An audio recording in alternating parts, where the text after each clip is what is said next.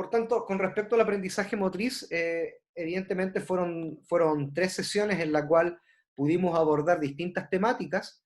Acá, por favor, un paréntesis, si alguien tiene alguna duda, inquietud, me interrumpe solamente, no hay ningún problema.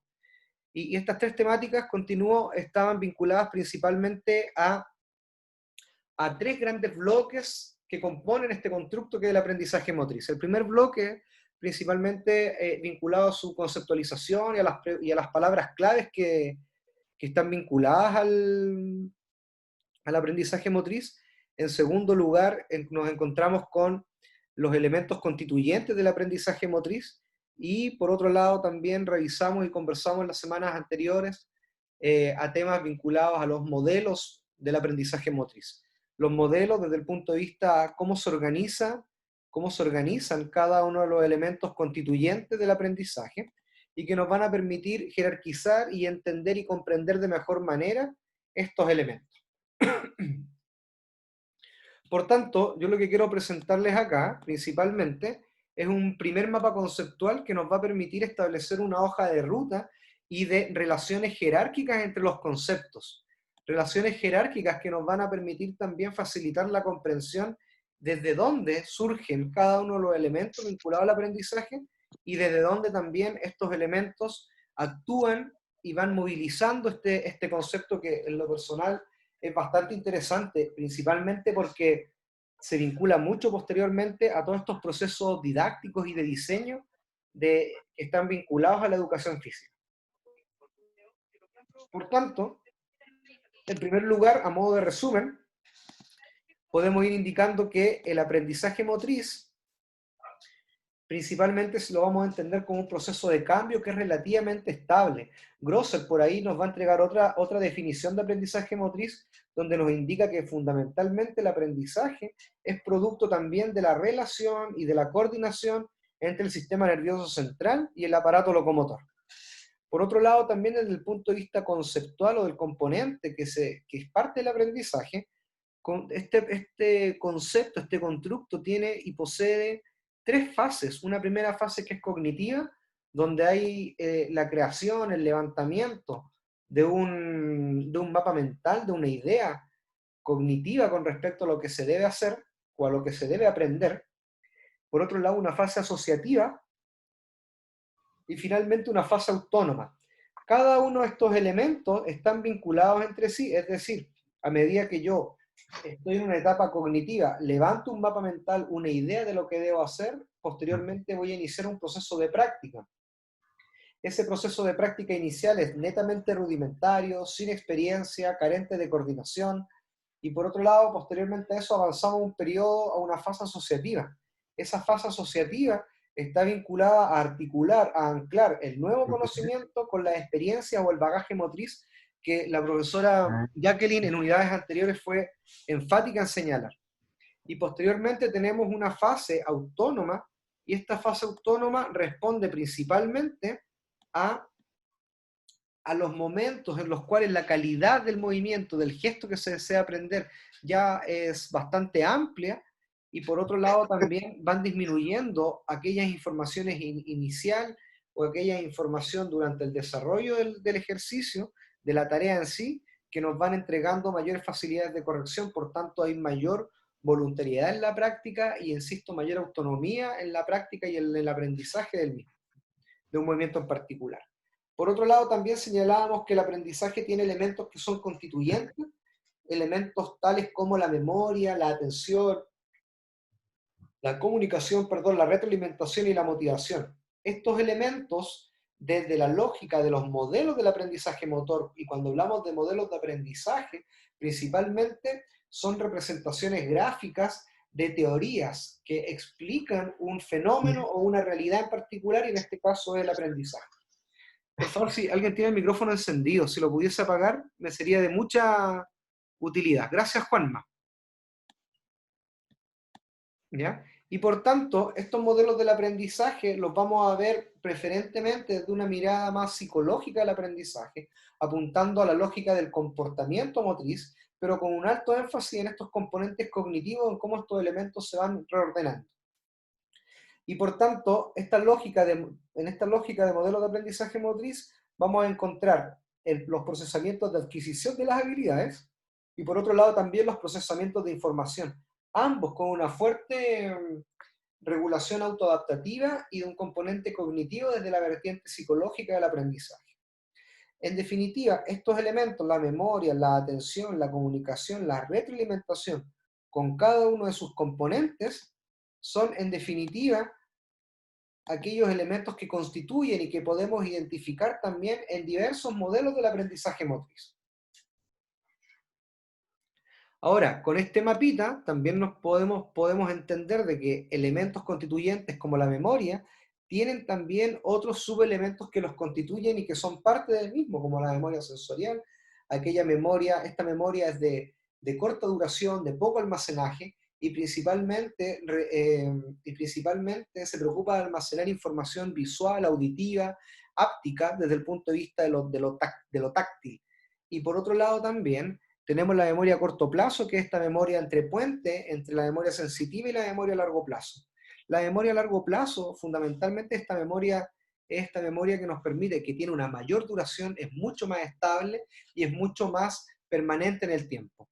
No obstante, acá hay otro elemento que no hemos mencionado y que es esta función de olvido que se da en la memoria, y la función de olvido principalmente se da el olvido principalmente cuando las situaciones no son tan significativas, cuando esa huella motriz no está tan marcada, por tanto son elementos a los cuales no hemos recurrido para obtener esa información, y por otro lado también esta sensación de olvido nos permite vaciar este almacenaje en cuanto a capacidad para poder nuevamente retener información que es mucho más útil y que está mucho más fresca en la memoria.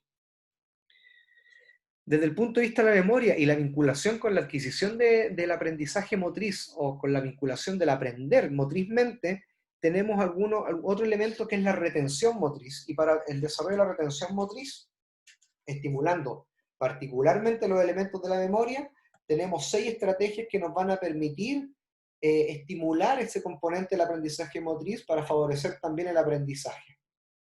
¿Ya?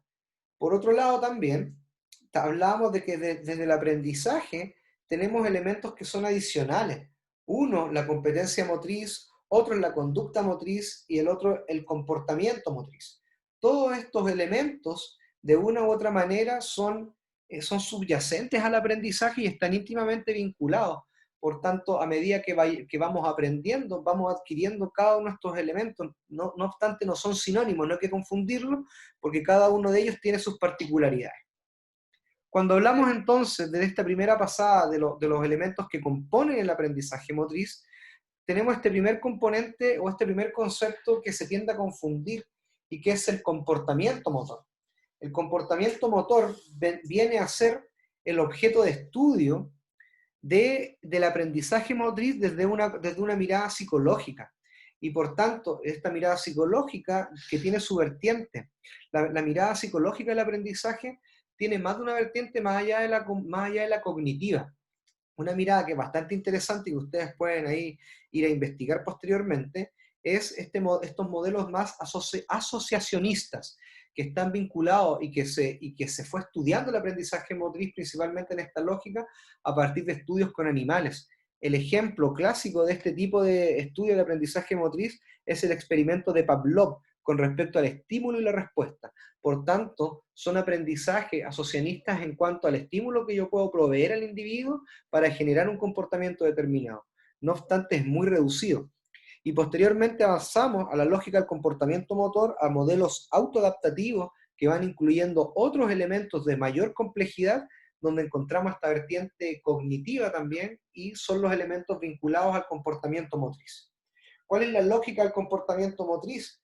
La lógica del comportamiento motriz es que indudablemente tenemos un individuo, un organismo que interactúa en el medio, que es el centro del desarrollo. Ese sujeto pertenece a un medio en particular y el cual va a recibir estimulación, y esa estimulación también no solamente la recibe él, sino que también la otorga él al medio, tanto físico como social. Y por otro lado, también elemento esencial de este comportamiento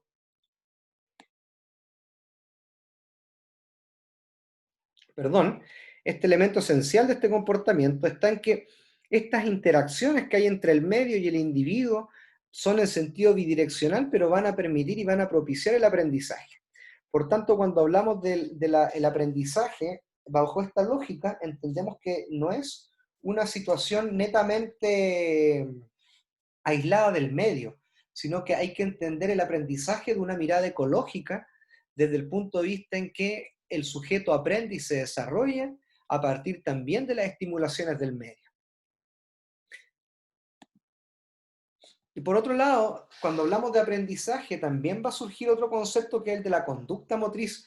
La conducta motriz, bajo la lógica de la praxeología motriz, esta ciencia que estudia las acciones motrices, nos dice que producto del aprendizaje, cada sujeto tiene una conducta determinada, pero esa conducta determinada es subjetiva, es individual, y por tanto, la conducta motriz, cuyo objeto de estudio es la acción motriz, o lo reflejamos en la acción motriz, nos va a decir que cada uno de nosotros, frente a una misma tarea y frente al requerimiento del aprendizaje de un mismo movimiento, vamos a tener particularidades que son producto de la acción motriz.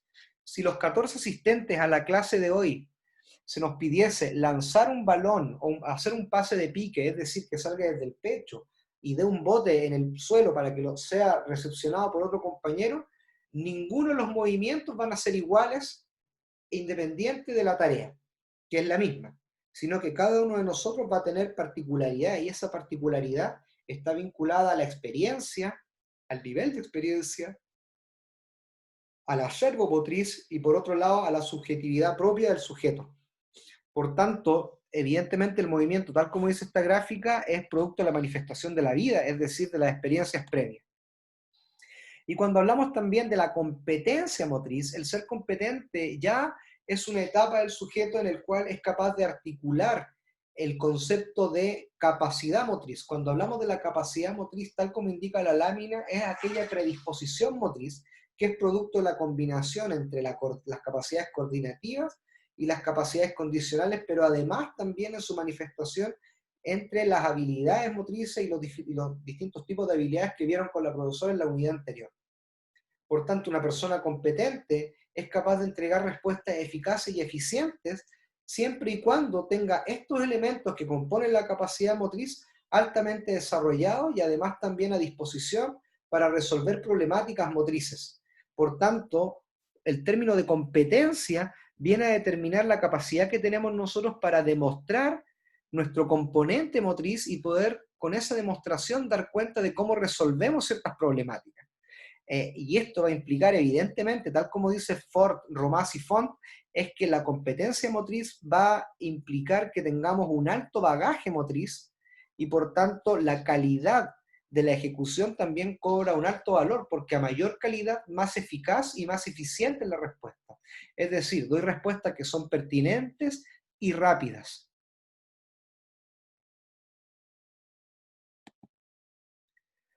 Con respecto también al aprendizaje desde este punto de vista,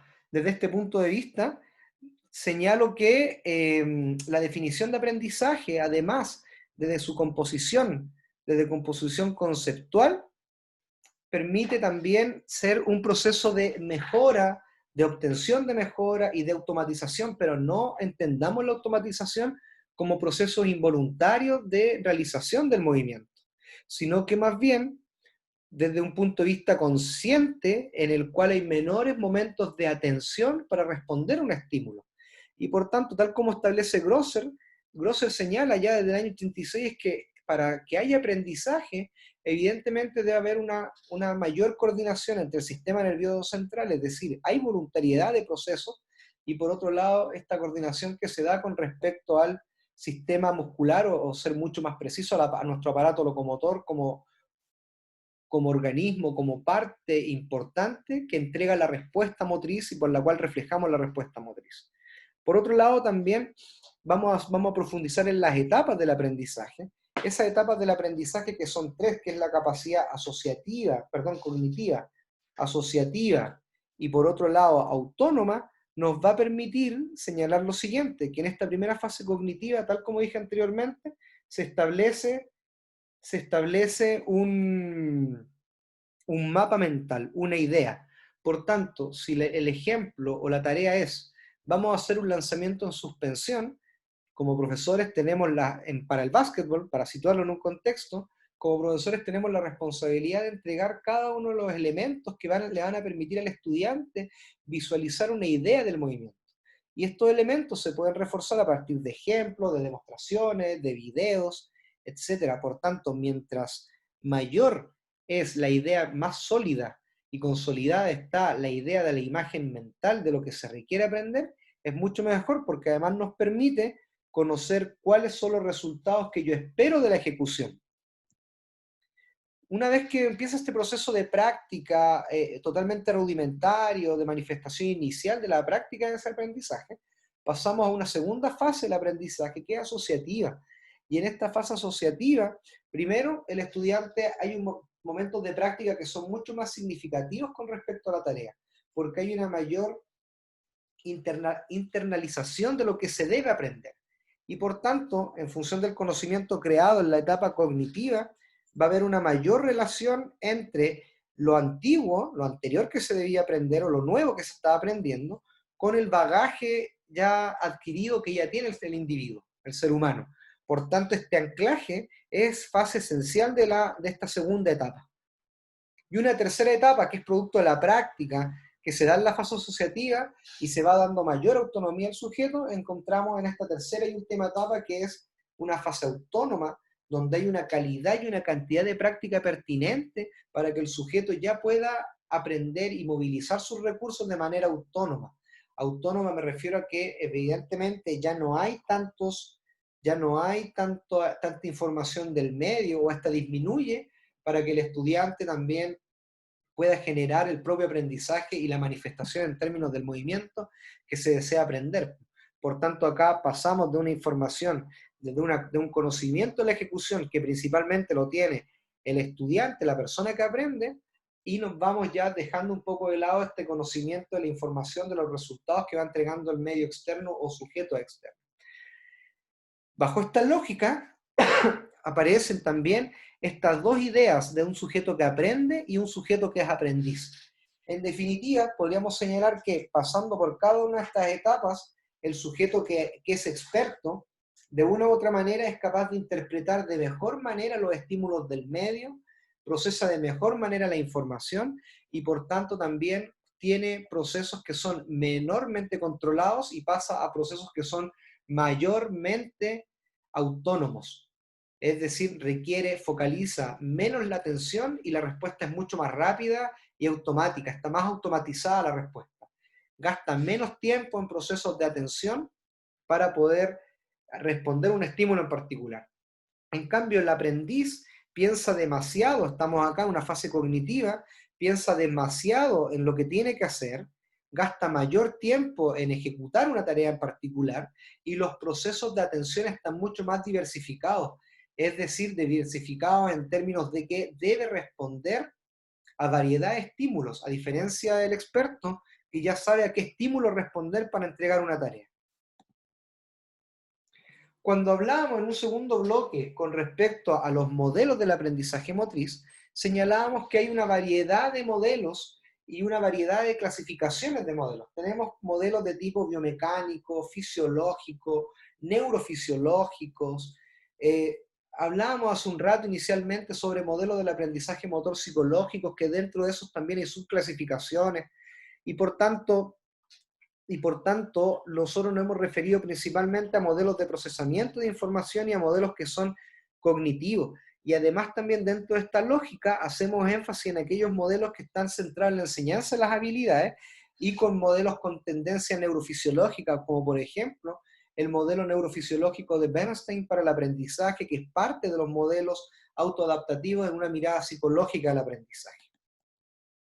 En función de eso, y para ser mucho más claro con la propuesta de clasificación que se ha mostrado, porque es demasiado amplia la propuesta de clasificación, pensemos que el aprendizaje motriz es un constructo que se ha ido estudiando desde mitad del siglo XIX, posterior y durante la Segunda Guerra Mundial, principalmente para la reinserción de soldados mutilados que necesitan reaprender, o también en función de aquellos sujetos que necesitaban aumentar la producción en términos industriales para poder participar de la Segunda Guerra Mundial, por la fábrica de armamento, etcétera. Por tanto, tiene una lógica bastante interesante cómo surge el aprendizaje motriz. Y en ese sentido, desde los modelos biológicos reconocemos también como modelos característicos aquellos modelos de control motor, donde principalmente están asociados modelos con una alta carga neurofisiológica para entender el aprendizaje y el origen del movimiento. Bajo esa lógica tenemos dos ejemplos esenciales, una teoría del circuito cerrado, es decir, aquellas teorías de modelos de modelos de control motor, donde se le asigna una alta valoración a la retroalimentación. Y en qué punto esa retroalimentación se vincula tanto con estas vías piramidales y extrapiramidales que permiten generar el movimiento. Y por otro lado tenemos una teoría de circuito abierto donde la retroalimentación no tiene espacio, no hay un espacio para la retroalimentación, para la entrega de la información, del conocimiento de los resultados, sino que más bien, y esto como consecuencia, no da producto o no da paso a la corrección del movimiento durante la realización y posterior a la realización. Y por otro lado tenemos una mirada psicológica, de modelos psicológicos, por favor, que están vinculados al comportamiento motriz y a los modelos cognitivos del aprendizaje, una mirada cognitiva del aprendizaje, donde encontramos estos modelos autoadaptativos. Estos modelos autoadaptativos están netamente vinculados a aquellos modelos donde se procesa la información. ¿Cuál es la característica esencial de estos modelos de procesamiento de información?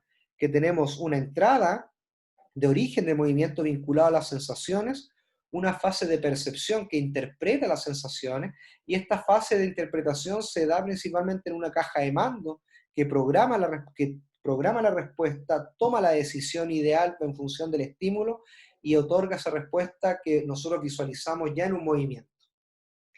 Y esos elementos, estos modelos de procesamiento de la información, están altamente vinculados a fases verbales y a recurrir a elementos constituyentes como la memoria para ir a buscar la información registrada que nos permite entregar la mejor respuesta. Y por otro lado, otro modelo, uno de los modelos característicos, hay varios que después podemos hacer una discusión con respecto a aquello, es que está el modelo neurofisiológico de Bernstein, principalmente caracterizado porque más allá de hablar de la elección de la respuesta, habla principalmente de la elaboración de un proyecto o programa motriz que queda trazado en esta huella a nivel del sistema nervioso central que nos permite mantener ya trazado el movimiento a partir de una programación con respecto a la dificultad que enfrentamos y cuál es esa respuesta ideal. Y por tanto, bajo esta lógica de los modelos vinculados al procesamiento de la información, son estos elementos que son los característicos que nos van a permitir a nosotros avanzar y tener esta lógica de comprenderlos cómo surgen y cómo se van distribuyendo estos elementos. En esa lógica, los estímulos, las percepciones y las respuestas son esenciales para entender este circuito de generación del movimiento, principalmente entendiendo que la retroalimentación como conocimiento de los resultados, conocimiento de la ejecución son esenciales. Y acá también van entrando dos conceptos que son bastante interesantes, retroalimentación o feedback y el famoso feed forward, que nos permite tener información inicial de lo que queremos realizar y cuál es la previsión del modelo al cual debemos acercarnos. Y por otro lado, también en esta lógica más de modelos psicológicos del comportamiento motriz, y desde la mirada del aprendizaje, encontramos dos modelos de adquisición de las habilidades, un modelo de Martiniuk y un modelo de Gentile, que efectivamente, si ustedes se dan cuenta, poseen particularidades desde el punto de vista de la información o el objetivo que nosotros necesitamos, los estímulos que requerimos para la respuesta, y por otro lado, estos mecanismos de formulación del plan, mecanismos de decisión o formulación del plan que son de una u otra manera retroalimentados para poder readecuar y corregir el movimiento que nosotros requerimos de realizar. Como tercer bloque en este resumen, señalábamos también que tenemos elementos que son constituyentes. Dentro de estos elementos constituyentes tenemos la memoria como esta capacidad que tiene el sujeto de retener información, de almacenar información y de beneficiarse para luego poder responder a otras situaciones del medio. Con respecto a la memoria, vamos a contar con tres tipos de memoria principalmente. Una memoria que es sensorial, que es una memoria de baja capacidad, no hablamos más allá de 15, 20 segundos, y efectivamente esta memoria es mucho más profunda, que tiene y que nos permite retener esa información con rasgos iniciales de lo primero que nosotros vamos adquiriendo, que es decir, de qué manera vamos recibiendo la estimulación. Esto es bastante interesante porque si vemos a continuación, tenemos tres tipos de memoria. Perdón, una memoria que es icónica, que está vinculada a los elementos visuales, una memoria sensorial de tipo áptica, que está vinculada a los sentidos, a las sensaciones del tacto principalmente, y una memoria que es ecoica. ¿Cuál es la riqueza de este tipo de memoria? Que si se dan cuenta, para el aprendizaje de cualquier gesto, habilidad, necesitamos también información fonológica y espacial. Toda esta información de tipo sensorial, si nosotros traspasamos el sistema nervioso central, principalmente el cerebro, eh, y lo llevamos a este modelo neurológico de Luria, podemos señalar también de que en estas unidades funcionales, principalmente en la segunda unidad funcional, recibimos a nivel temporal, occipital, en esas zonas cerebrales, principalmente todo tipo de información que es sensitiva. Por tanto, esta información sensitiva me va a permitir luego interpretar este tipo de información espacial, verbal, que me van a permitir posteriormente tener una mejor orientación visual, espacial, y eso, indudablemente, para quienes practican deporte y para quienes hemos practicado deporte, sabemos que es esencial para tener una mejor respuesta. Imagínense ustedes lo importante que es estar bien ubicado en el espacio en un deporte conjunto. Imagínense ustedes los deportes individuales, lo importante que es tener un buen ritmo, y el ritmo es la combinación del tiempo y el espacio. Por tanto, esta información, a medida que usted vaya teniendo mayor experiencia y mayor capacidad de retener información a estos niveles, es mucho mejor para el aprendizaje. Y por tanto, es por eso que esta memoria de corto plazo es la que es el tránsito entre la memoria a largo plazo y la memoria sensorial, para ir a buscar información de ese tipo a la memoria sensorial, para llevarla posteriormente a la memoria a largo plazo y tener insumos para una mejor respuesta. Esta memoria a corto plazo es de puente, tal como indicábamos anteriormente, y tiene una capacidad principalmente de 10 a 30 segundos fundamentalmente. Por tanto, igual tiene una capacidad que es limitada, pero mucho mayor que la sensorial. Y en definitiva, tal como indicábamos anteriormente, esta memoria a corto plazo nos permite gestionar esa información, recuperarla y llevarla, recuperar esta información de tipo sensitivo, recuperarla a la memoria sensorial y llevarla a la memoria a largo plazo, para que la persona tenga mayores insumos con respecto a la elaboración del tipo de respuesta. Posteriormente tenemos esta memoria a largo plazo. La memoria a largo plazo es de una capacidad mucho mayor, es permanente y es estable, tal como dice la presentación, pero además también tenemos tipos de información. En estos tipos de información, principalmente podemos referirnos a una información de tipo declarativa, es decir, tal como le decíamos, tal como señalábamos en el grupo anterior. Si actualmente yo le pido, por ejemplo, a Vicente Silva que sea capaz de definir el desarrollo motriz o crecimiento y maduración, él indudablemente va a recurrir a la memoria a largo plazo de tipo declarativa, que es la información, el tipo de información que almacena. Ahora, también a Vicente le pedimos que él sea capaz de explicar más adelante, cuando ya avance a las asignaturas prácticas, que nos explique cuál es el procedimiento o cuáles son las fases de una voltereta adelante, eso está vinculado al tipo de información procedimental, es decir, al cómo hacer, a cómo ejecutar un determinado movimiento. Y posteriormente tenemos una memoria episódica, que es decir, guarda toda aquella información con respecto a hechos, acontecimientos personales, sean beneficiosos o no. Y por tanto yo señalaba algún ejemplo anteriormente, los que hemos sentido la sensación de estar intoxicado, entre comillas, con el ácido láctico por un sobreesfuerzo, sabemos también de que cuando nuevamente nos vemos enfrentados a esa situación, recurrimos a este tipo de memoria episódica para rememorar aquellas sensaciones. Evidentemente, cuando no hemos tenido ese tipo de sensaciones inicialmente, es mucho más complejo saber qué nos va a pasar. Por tanto, ese tipo de episodios vinculando al ámbito del deporte nos van a permitir, y hay otros ejemplos mucho más interesantes, pero ese tipo de situaciones se almacenan en esta memoria episódica. En definitiva, la memoria a largo plazo tiene algunos elementos o se preocupa principalmente de recuperar información, de seleccionar esa información, de interpretarla y de integrar los aprendizajes nuevos con los posteriores. Por tanto, evidentemente, tal como señalábamos, esta capacidad de olvido se da en la memoria a largo plazo, principalmente porque vamos liberando espacio para nueva información que vamos adquiriendo.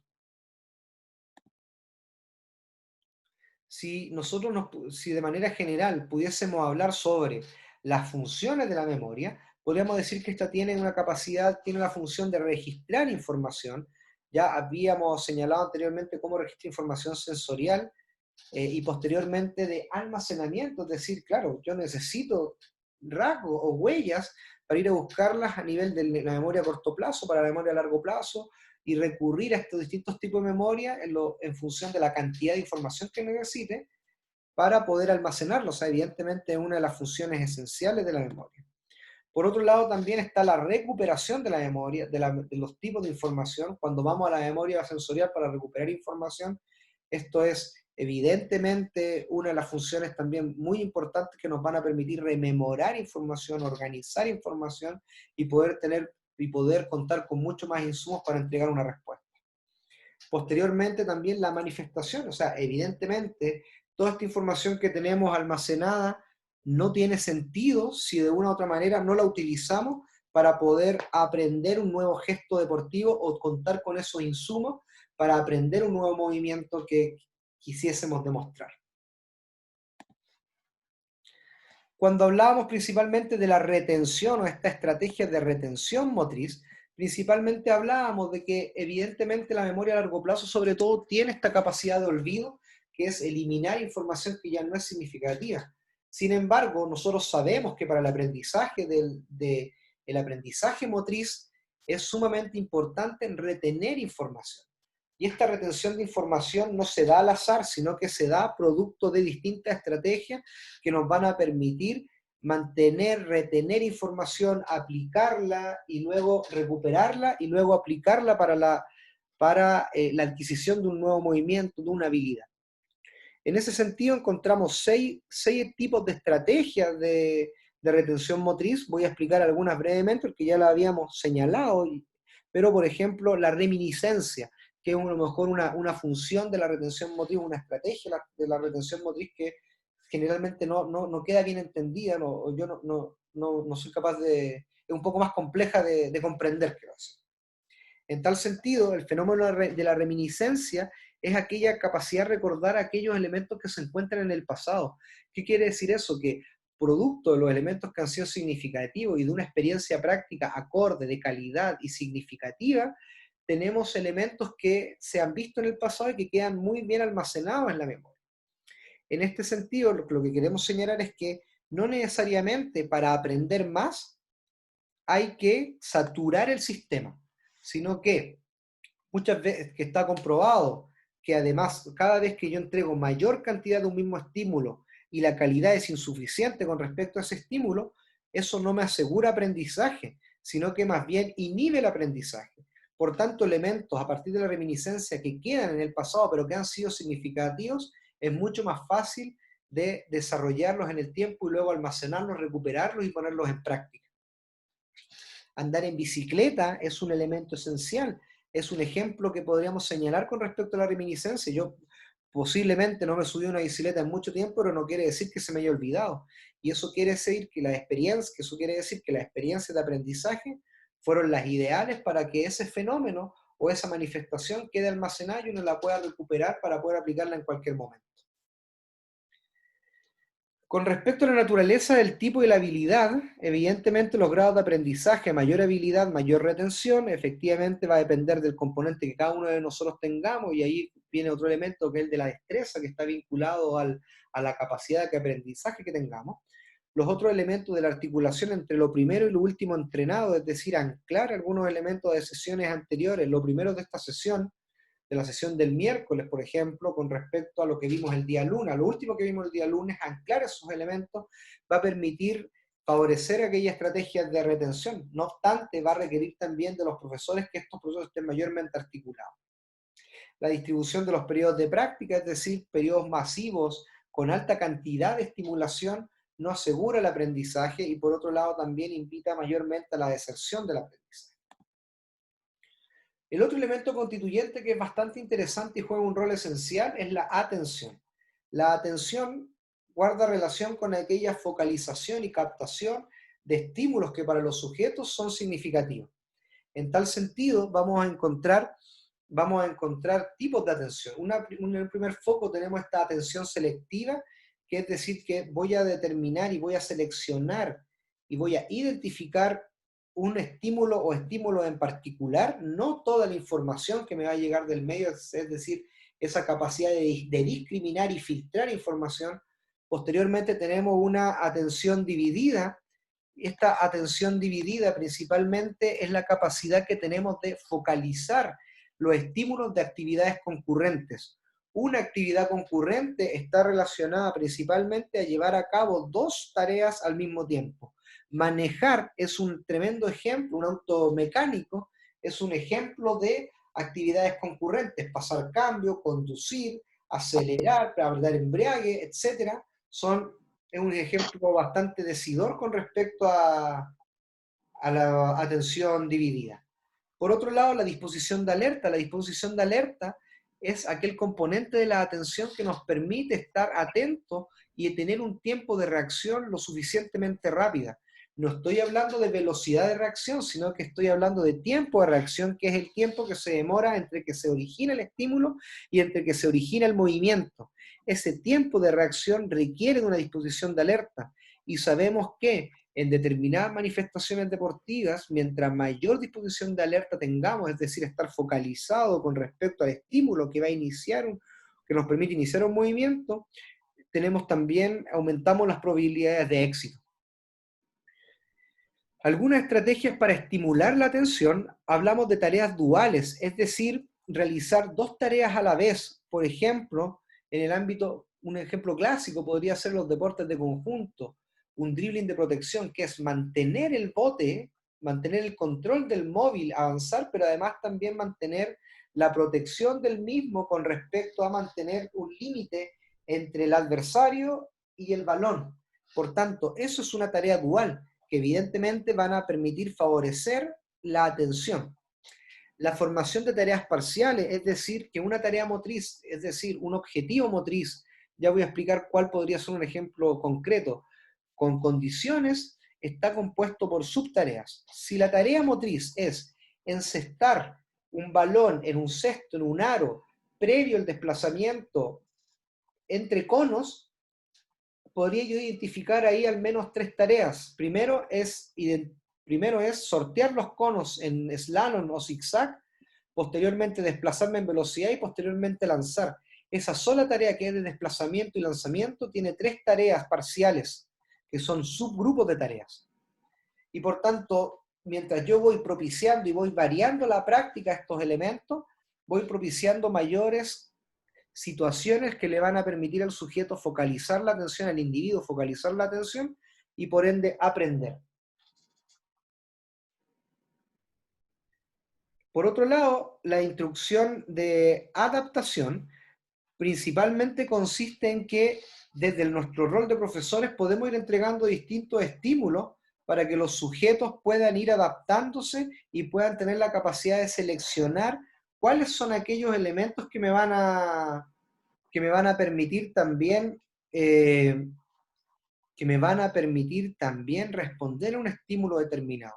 Si, por ejemplo, en un lanzamiento en suspensión o en un lanzamiento por sobre el hombro de un móvil, de una pelotita, por ejemplo, una pelota de tenis, podría señalar que voy a tener distintos focos de atención. Primero puede ser sacar el implemento por sobre la cabeza o por sobre el hombro, más fácil, y por otro lado también es la precisión con respecto al objetivo. Ahora, si el paso contrario, es decir, el paso contrario al pie de apoyo avanza al momento que saco el implemento, y eso ya está internalizado, podría luego focalizar solamente en que el estudiante o la persona pueda trabajar la precisión del implemento.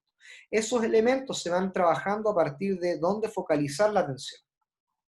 Y por otro lado, también con respecto a este elemento es necesario diferenciar entre procesos que son controlados y procesos que son totalmente automáticos.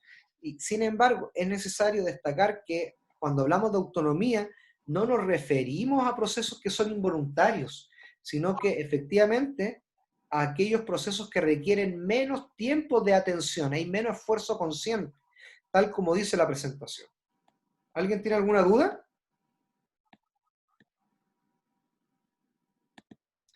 Por tanto, este elemento de la atención es bastante interesante, pues a medida que el sujeto va aprendiendo y vamos pasando de un aprendiz a un experto, vamos avanzando también a procesos que son controlados y automáticos. Evidentemente, un proceso que requiere mayor control, requiere mucha mayor atención en distintos estímulos para poder cumplir la tarea. Hay un mayor esfuerzo consciente, hay mayor desgaste de energía en, en focalizar en un estímulo, es decir, consume mayor atención. Y por tanto, evidentemente, cuando